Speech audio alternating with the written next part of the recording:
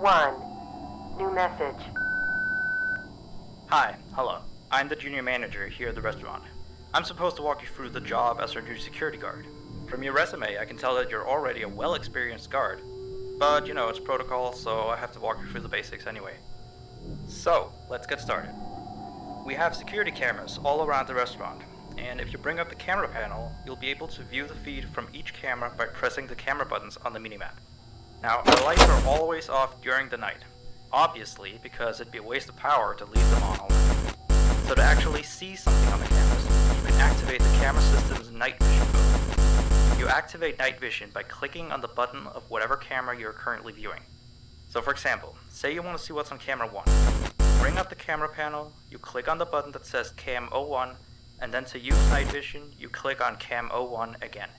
Once night vision is activated, you can click on any of the other cameras and view them with night vision as well. And you turn it off the same way you turn it on. Now, night vision takes more power than regular vision, so make sure you use it sparingly. Your first priority as a security guard here is to keep an eye on the animatronics. Those are really expensive machines, and we do not want them stolen. And you keep an eye on them through the cameras. We have quite a few animatronics here at Candy's. There's of course the cats Candy and Cindy, there's Chester the chimpanzee, there's the penguins, just lots I tell ya. So, you also have 3 security doors in your office, each of which can be closed by pressing the door button by each door. These are here in case you're in some sort of danger, but personally I just use them to shut myself off from the world when I need a break. But don't let me be your role model on that one. You need to remember that closing these doors takes power, and the longer they're closed, the more power they drain. Now, I know that sounds kinda backwards, but you have to trust me on that one. I think it's something about the doors having an automatic fail-safe feature in case the power gets cut off. So they open up if there's no more power. All I know for sure is that they do use more and more power the longer they're closed, so you don't want to keep them closed for too long at a time. Now, the reason I keep mentioning the power is because the restaurant uses a backup power generator at night, which only has a certain amount of juice in it.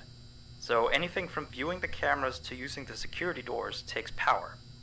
You can see how much power you have left on the computer on the desk in front of you. Try not to run out of power. If you do though, you won't be stuck in the office since the doors will always open up anyway. Oh, and one last thing. The animatronics aren't completely turned off at night, so they might start walking around a bit. But just be careful not to let any of them into the office, because we have stuff in there we don't want damaged or anything. Though, don't bother with the ticket booth door. They won't attempt to get in through there. That should be all. You'll hear from me again on your next shift. Have a good night.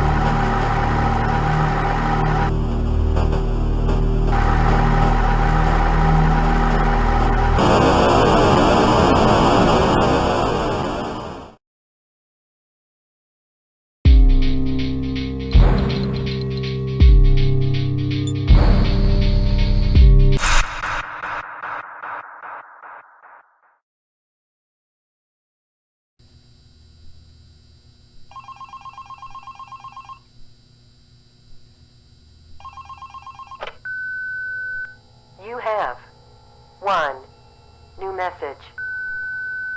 Hey there. I put up a note today to gather some intel on the animatronics from the other employees.